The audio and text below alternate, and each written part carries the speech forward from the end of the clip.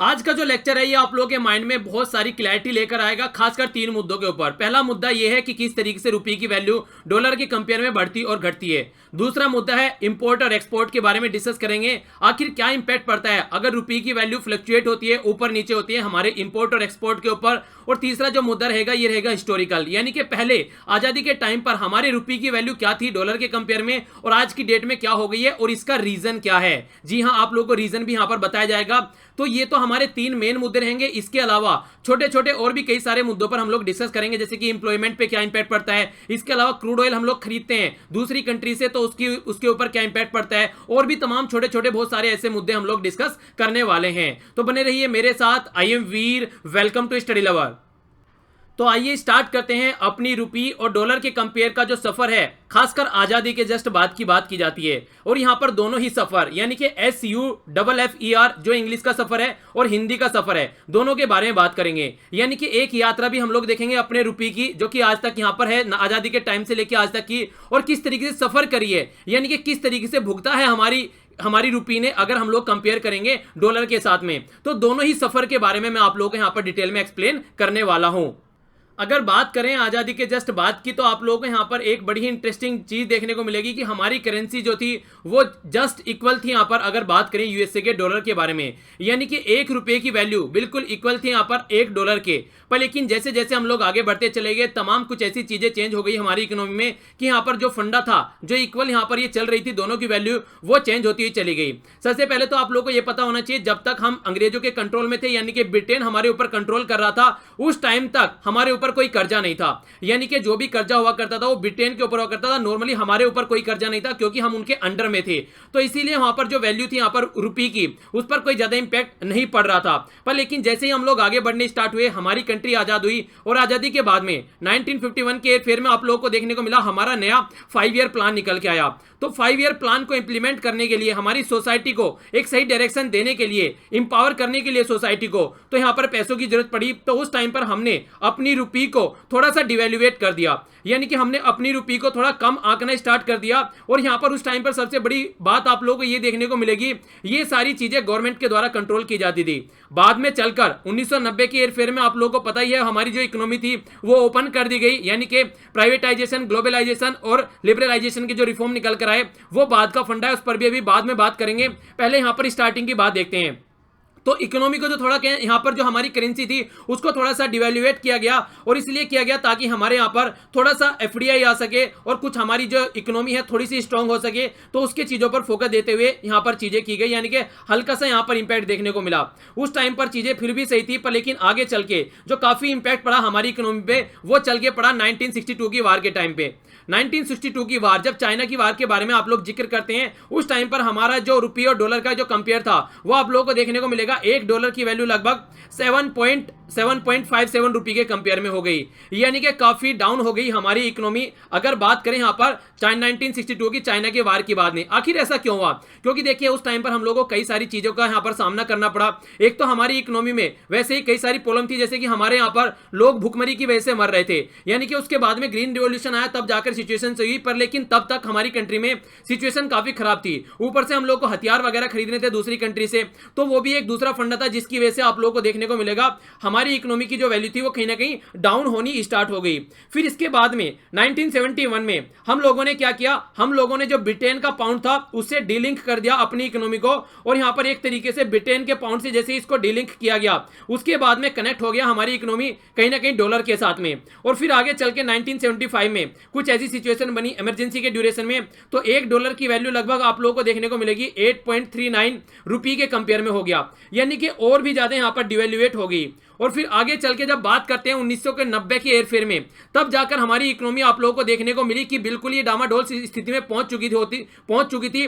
अगर हम लोग यहाँ पर लिबरलाइजेशन, प्राइवेटाइजेशन और ग्लोबलाइजेशन के रिफॉर्म न लेकर आते, तो हमारी इकोनॉमी की हालत इतनी खस्ता हो चुकी थी कि हमारे पास में लगभग ये माना जा रहा था कि 1 हफ्ते का क्रूड ऑयल बचा था उसका पैसा पे करने के लिए, यानी कि हमारा जो फॉरेक्स रिजर्व था वो कंप्लीटली यहाँ पर खत्म होने वाला था।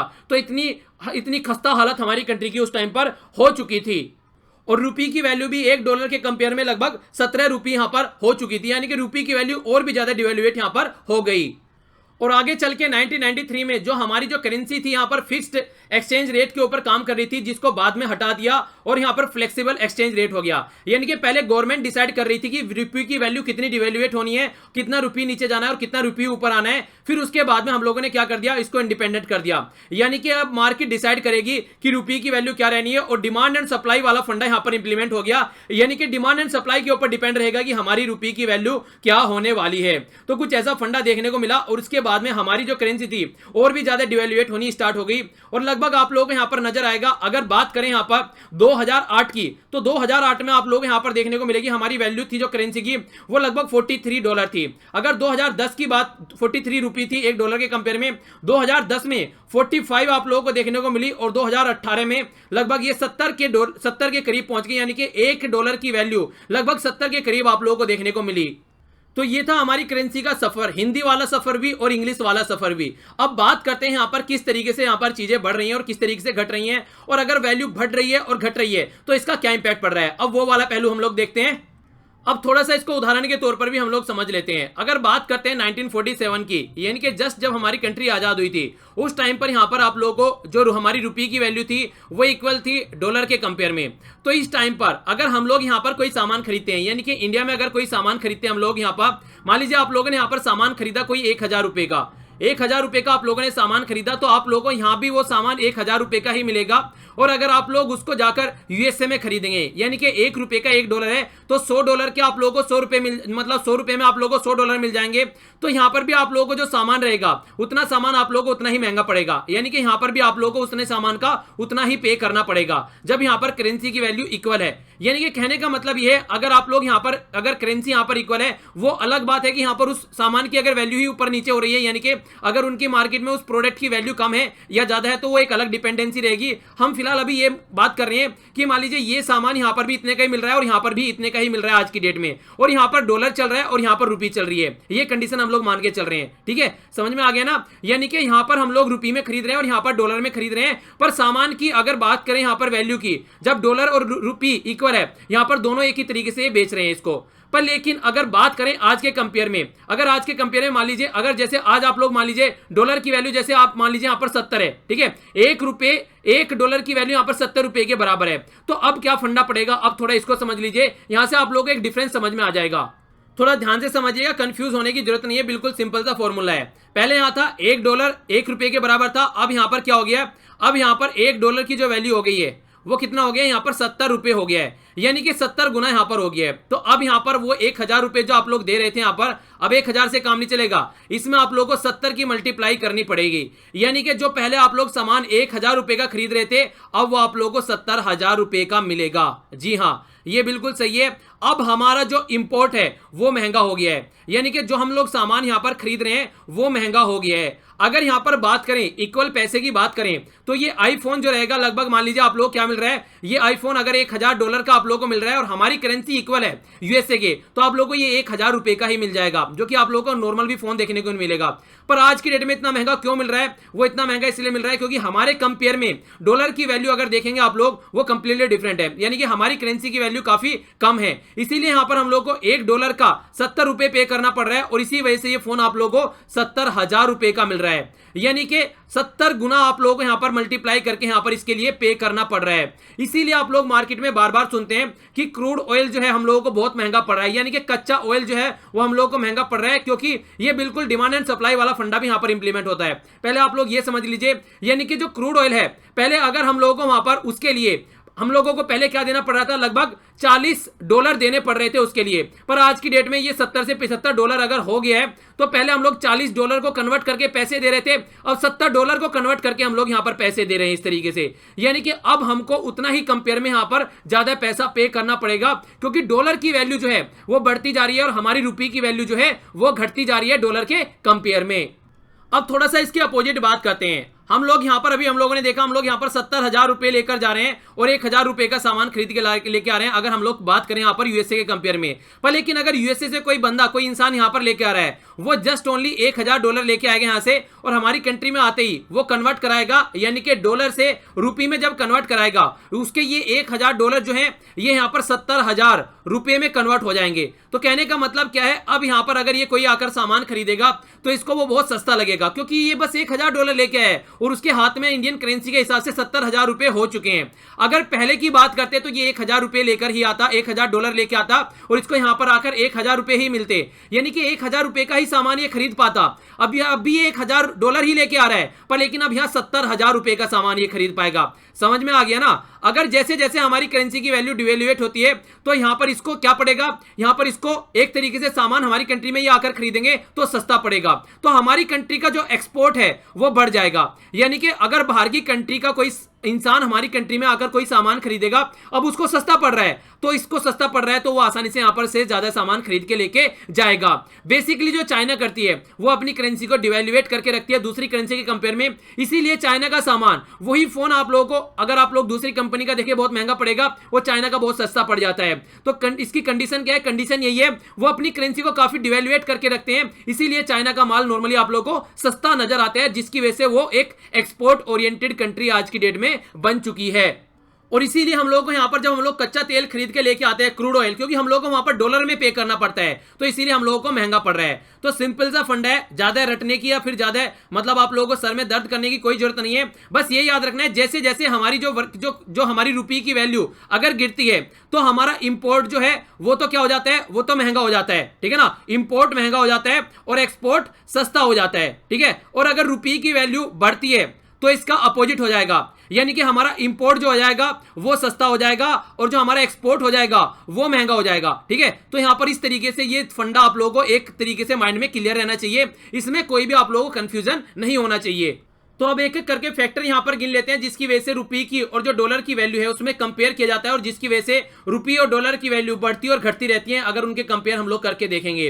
तो सबसे पहला मैंने आप लोगों को बताया अभी एक्सपोर्ट और इंपोर्ट के बारे में। पहला तो फंडा आप लोगों को एक्सपोर्ट और इंपोर्ट का यहां पर नजर आ गया, यानी कि एक्सपोर्ट और इंपोर्ट भी अगर किसी कंट्री से हम लोग सामान खरीद के लेके आ रहे हैं, हम लोग को वहां पर डॉलर में जाकर पे करना पड़ेगा, और डॉलर में जाकर पे करना पड़ रहा है और यहां पर हमारी करेंसी की वैल्यू कम है तो हम लोग को ज्यादा पे करना पड़ेगा। तो इस तरीके से हमारी करेंसी की वैल्यू और ज्यादा यहां पर घटती है और इस तरीके से यहां पर डॉलर की वैल्यू और ज्यादा आप लोगों को बढ़ती नजर आएगी। सबसे बड़ा फंडा क्या होता है, ये होता है फॉरेक्स रिजर्व का, यानी कि जो फॉरेन रिजर्व होता है। हम लोग क्या करते हैं, जिस भी कंट्री के पास में अगर फॉरेन करेंसी यानी कि यूएसए का डॉलर नॉर्मली आप लोग देखते हैं जितना ज्यादा हमारे पास में होगा उतना ही ज्यादा हम लोग आसानी से अपना इंपोर्ट कर पाएंगे। आखिर ऐसा क्यों है, ऐसा इसलिए है क्योंकि मैक्सिमम जो आज की डेट में इंटरनेशनल लेवल पर जो एक्सपोर्ट जो इंपोर्ट चलता है वो डॉलर के फॉर्म में चलता है। तो अगर हमारे पास में अच्छा खासा डॉलर होगा, हम लोग को कन्वर्ट करने की जरूरत ही नहीं है। यहाँ पर फिलहाल आज की डेट में हम लोग जाकर उनको डायरेक्ट डॉलर दे देंगे अगर हमारे पास में अच्छा खासा डॉलर रखा हुआ होगा। पर लेकिन जैसे जैसे यहां पर हमारा फॉरेक्स रिजर्व कम होना स्टार्ट होता है वैसे वैसे हम लोगों को प्रॉब्लम फेस करनी पड़ती है उस चीजों की वजह से। इसके अलावा देखिए बात आती है दूसरी, आप लोगों को देखने को मिलेगा इंटरेस्ट रेट। इंटरेस्ट रेट मतलब अगर मान लीजिए मैं आप लोगों को बोलूं एक बैंक है यहां पर ए और दूसरा बैंक है बी, अगर आप लोग यहां पर ए बैंक में जाकर अपना पैसा रखेंगे तो आप लोगों को यहां पर रिटर्न वापस में जो मिलेगा, यहां पर आप लोगों को 15% का इंटरेस्ट वापस में आप लोगों को मिलने वाला है। अगर आप लोग बी में जाकर रखेंगे यहां पर आप लोगों को 5 का मिलने वाला है। तो आप लोग कहां पर जाकर ज्यादा पैसा रखेंगे, आप लोग ए में ज्यादा पैसा जाकर रखेंगे, क्योंकि यहां पर रखने से आप लोग को इंटरेस्ट ज्यादा मिल रहा है, यहां पर रखने से कम मिल रहा है। तो इसीलिए जब भी यहां पर यूएसए में जो यूएसए का सेंट्रल बैंक है, जब भी वो अपना यहां पर इंटरेस्ट रेट बढ़ाता है तो हमारी कंट्री की जो करेंसी है वो यहां से मतलब हमारी कंट्री में जो भी यहां पर इन्वेस्टमेंट करते हैं वो क्या करते हैं, आते करेंसी निकालना स्टार्ट कर देते हैं और यूएसए में जाकर इन्वेस्टमेंट करना स्टार्ट कर देते हैं। क्योंकि सबसे बड़ी बात तो डॉलर की जा रही है, दूसरी बात यहां पर एक स्टेबल करेंसी है और काफी एक डेवलप इकोनॉमी भी है, तो यहां पर इन्वेस्टमेंट करते हुए किसी को डर भी नहीं लगता है। तो एक स्टेबल मार्केट में इन्वेस्टमेंट करना लोग ज्यादा पसंद करते हैं। इसीलिए बोला जाता है अगर यूएसए को जरा सी छींक आती है तो पूरी वर्ल्ड की इकोनॉमी को जुकाम हो जाता है। तो यही फंडा यहां से निकल के आता है। तो इसको आप लोग थोड़ा सा माइंड में रखेंगे तो आप लोग इसको लंबे समय से याद रख पाएंगे, यानी कि अपने आप पर इंप्लीमेंट करके देख लीजिए कहां पर आप लोगों को प्रॉफिट लगेगा, आप लोग वहीं पर जाएंगे। इसी तरीके से इकोनॉमी भी बढ़ती घटती रहती है, जहां पर उनको रिटर्न ज्यादा मिलता है वहां पर वो पहुंच जाते हैं अपने पैसे को लेकर। तो इसी की वजह से जैसे जैसे हमारी कंट्री में से ये डॉलर की फॉर्म में पैसा निकलना स्टार्ट होता है वैसे वैसे हमारी रुपये की जो वैल्यू होती है वो डाउन होनी स्टार्ट हो जाती है। यानी कि आप लोग इसको वैसे भी समझ सकते हैं जिस तरीके से हमारी कंट्री में डिमोनेटाइजेशन हुआ था तो डीमोनेटाइजेशन होने के बाद में मार्केट में जो सोल्ट है यानी कि जो नमक है वो कम रह गया था, यानी कि ये बोला गया कि नमक की वैल्यू, ये बोला गया कि नमक नहीं मिलेगा, जितना खरीद के रखना है रख लो, ऐसी अफवाह उड़ाई गई। तो उसकी वजह से जो ये आज की डेट में 20 रुपए का पैकेट आप लोगों को मिलता है ये 500 रुपए में बेचा गया। तो मतलब क्या था इसका, मतलब ये था कि डॉलर की वैल्यू, डॉलर की नहीं, जो नमक था ये कम हो गया, तो इसलिए यहां पर लोगों ने खरीद लिया और मार्केट में इसकी अवेलेबिलिटी कम हो गई। तो अगर कम भी था, जिसको खरीदना था वो 500 रुपए देकर भी उसने खरीदा। ये तो ये फंडा देखने को मिला। अब क्या, अब इसको डॉलर के कंपेयर में समझिए। हमारी इकोनॉमी से अगर कोई डॉलर निकाल के लेके जा रहा है तो हमारी इकोनॉमी में क्या रहेगा, डॉलर जो है हमारी इकोनॉमी में कम हो जाएगा, यानी कि हमारी इकोनॉमी में जैसे जैसे डॉलर कम होगा तो डॉलर की वैल्यू क्या होगी, बढ़नी स्टार्ट हो जाएगी। यानी कि पहले जो डॉलर हम लोग को 40 रुपए में मिल जा रहा था, आज वो डॉलर हम लोग को 70 रुपए में मिलना स्टार्ट हो जाएगा। तो इस तरीके से जहां पर किसी चीज की कमी होती है तो उसकी वैल्यू बढ़ जाती है। देखने को मिलेगा, कोयले को आप लोग देख लीजिए और हीरे को देख लीजिए, कोयला भी कार्बन है और हीरा भी कार्बन है, पर कोयला बहुत ज्यादा क्वांटिटी में नजर है इसलिए आप लोग उसकी वैल्यू देख सकते हैं, और हीरे की वैल्यू देख सकते हैं, वो कम क्वांटिटी में आता है तो इसलिए आप लोग हीरे की वैल्यू देख सकते हैं। तो इस तरीके से जो कम अवेलेबिलिटी जिसकी चीज की होती है तो उसकी आप लोग को इस तरीके से इंपॉर्टेंस बढ़ती हुई नजर आएगी। इसी वजह से यहां पर जो डॉलर की वैल्यू होती है, जैसे हमारी इकोनॉमी में से डॉलर बाहर जाना स्टार्ट होता है वैसे वैसे यहां पर डॉलर की वैल्यू बढ़नी स्टार्ट हो जाती है हमारी करेंसी के कंपेयर में।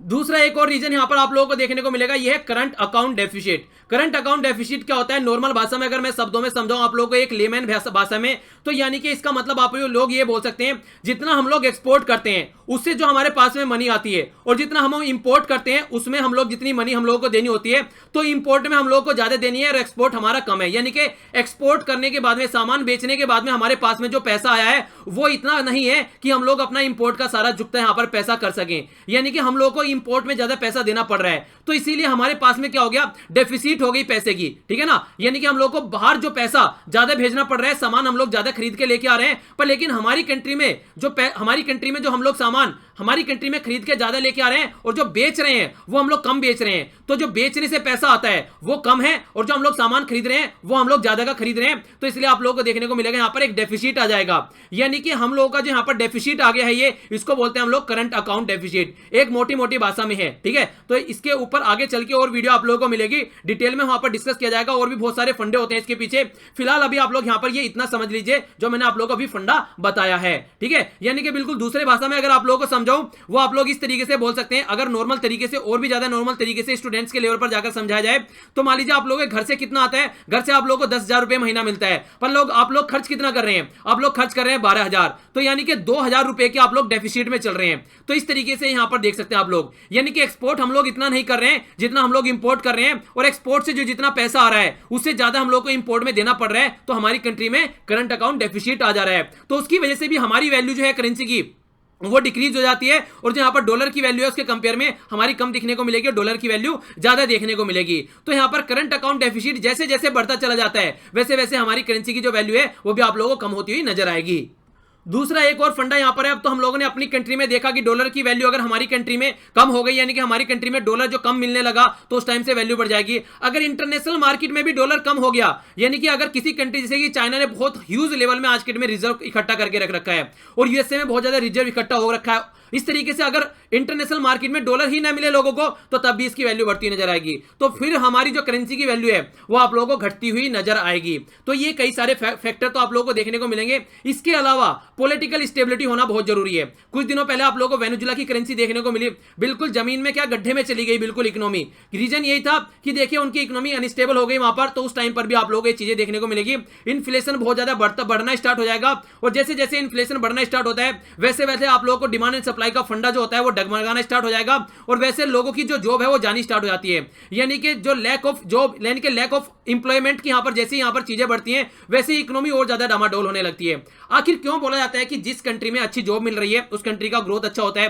क्योंकि देखिए जब लोगों के हाथ में पैसा होता है ना तो लोग क्या करेंगे, पैसा होगा तो वो सामान खरीदेंगे, कोई स्कूटर खरीदेगा, कोई बाइक खरीदेगा, कोई कार खरीदेगा, कोई टीवी खरीदेगा, अपने बच्चों को पढ़ाने के लिए भी अच्छे अच्छे स्कूल्स में कॉलेज में भेजा जाएगा, अलग एक अच्छे तरीके की लाइफ जीना स्टार्ट करेगा इंसान। तो इस तरीके से क्या करेगा, वो खर्चा करेगा, यानी कि डिमांड जनरेट होगी मार्केट में, और जब डिमांड जनरेट होगी तो सप्लाई भी की जाएगी। तो डिमांड एंड सप्लाई का जो फंडा ये चलने लगता है उसकी वजह से इंप्लॉयमेंट जनरेट होगा यहाँ पर, यानी कि जितने ज्यादा डिमांड बढ़ेगी उतना ही ज्यादा यहाँ पर इंप्लॉयमेंट जनरेट होगा, और जितना ज्यादा इंप्लॉयमेंट जनरेट होगा फिर बैक डोर में फिर से वो डिमांड बढ़नी स्टार्ट हो जाएगी। तो ऐसे इकोनॉमी का जो चक्कर चलता है, तो वो चक्कर जैसे चलता है वैसे ही जो किसी भी कंट्री की पर्टिकुलर इकोनॉमी है वो बढ़नी स्टार्ट हो जाती है शानदार तरीके से। तो अब आप लोगों को समझ में आ गया होगा कि जब बात करते हैं रुपी और डॉलर के पैसे, जो डॉलर का कंपेयर जब किया जाता है, तो यहाँ पे कोई एक फैक्टर नहीं है जो यहाँ पर डिसाइड करेगा कि इनकी वैल्यू बढ़नी है या घटनी है। तो बहुत सारे फैक्टर यहाँ पर हो गए। आप लोग देख सकते हैं जिस तरीके से मैंने आप लोगों को बताया, करंट अकाउंट डेफिसिट हो गया, क्रूड ऑयल वाला फंडा हो गया। इसके अलावा आप लोगों को देखने को मिलेगा जब किसी कंट्री में पर्टिकुलर इंटरेस्ट रेट अच्छा हो जाता है, यानी कि यूएसए में अगर यहां पर इंटरेस्ट रेट अच्छा बोल रहे हैं तो वो इंपैक्ट डालता हुआ आप लोगों को नजर आएगा। अगर डॉलर की जो अवेलेबिलिटी है वो कम हो जाएगी, उसकी वजह से इंपैक्ट पड़ता हुआ नजर आएगा। पॉलिटिकल स्टेबिलिटी और अनस्टेबिलिटी डिसाइड करेगी कि कितना ज्यादा यहां पर रहना है। इंपोर्ट और एक्सपोर्ट यहां पर डिसाइड करेगा कि किस तरीके से रुपये की वैल्यू रहने वाली है। तो इस तरीके से इन्वेस्टमेंट कितना हो रहा है किसी पर्टिकुलर कंट्री में, कितना इन्वॉल्वमेंट है वहां पर इन्वेस्टमेंट करने का, वो डिसाइड करेगा। तो इस तरीके से ये तमाम फैक्टर आप लोगों को देखने को मिलेंगे जो कि यहां पर किसी पर्टिकुलर कंट्री की करेंसी पर इंपैक्ट डालते हुए नजर आते हैं। तो कभी भी अगर आप लोगों को देखने को मिले कि रुपये की वैल्यू ऊपर नीचे हो रही है, तो इसका मतलब बहुत सारे फैक्टर इधर उधर हो रहे हैं, कोई पर्टिकुलर एक फैक्टर ज्यादा इंपैक्ट नहीं डालता है। जब बहुत सारे फैक्टर इकट्ठे हो जाते हैं तब जाकर एक ह्यूज इंपैक्ट पड़ना स्टार्ट होता है। तो ये आप लोगों की समझ में आया कि आराम से जिस तरीके से हम लोगों ने देखा स्टार्टिंग से लेकर आज तक की जो हमारी करेंसी है उसके कंपेयर में हम लोगों ने चीजों को देखा कि किस तरीके से डॉलर के कंपेयर में हमारी करेंसी की हालत खस्ता होनी स्टार्ट हो गई है। फिर हम लोगों ने देखा एक्सपोर्ट और इंपोर्ट के चक्कर में किस तरीके से कि सस्ता एक्सपोर्ट या इंपोर्ट और महंगा एक्सपोर्ट और इंपोर्ट क्या इंपैक्ट डालता है। इसके बाद में हम लोगों ने ये फैक्टर देखे सारे। तो ये था आज का कंप्लीट डिस्कशन। अगर आप लोगों को लेक्चर पसंद आया है तो लाइक कीजिए, नहीं पसंद आया तो डिसलाइक कीजिए। डिसलाइक क्यों किया कमेंट बॉक्स में जरूर बताइए। इसके अलावा आप लोगों को और भी कई सारे लेक्चर देखने को यहाँ पर मिलते हैं, करंट अफेयर कंप्लीट कवर किया जाता है, तो वो भी आप लोग यहाँ पर देख सकते हैं। बाकी अगर कोई भी पीडीएफ वगैरह आप लोगों को चाहिए तो टेलीग्राम ज्वाइन कर सकते हैं, सारे लिंक आप लोगों को वीडियो के नीचे मिल जाएंगे। इंस्टाग्राम पर भी आप लोग फॉलो कर सकते हैं। तो आज के लिए इतना ही, मिलता हूं नेक्स्ट लेक्चर में, तब तक के लिए जय हिंद।